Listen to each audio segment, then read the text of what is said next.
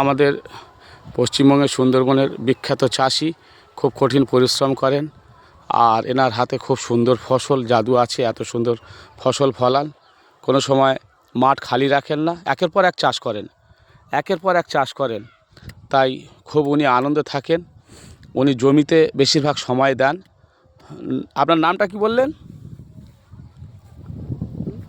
আপনার নামটা কি বললেন? মঈনুদ্দিন মোল্লা। উনি জমিকে খুব ভালোবাসে, ফসলকে খায়।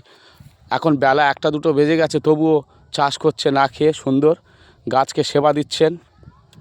উনি সার, জল, খোল সব কিছু দিচ্ছে যাতে গাছেরাও ভালো থাকবে। আশীর্বাদ করবেন, খুব ভালো। আর এত সুন্দর বাগান তৈরি করেছেন, ধন্যবাদ জানাই। আসলে চাষবাস না করলে আমরা খাবো কি? সুন্দরভাবে পৃথিবীর সমস্ত জনগণের মুখে এই চাষিরা সবজি ফসল করে, ধান করে দুনিয়ায় পাঠিয়ে দিচ্ছে, আমরা খেয়ে বেঁচে আছি। তাই এদেরকে সম্মান জানানো ভালো। Take education, give education. শিক্ষা দাও, শিক্ষা নাও।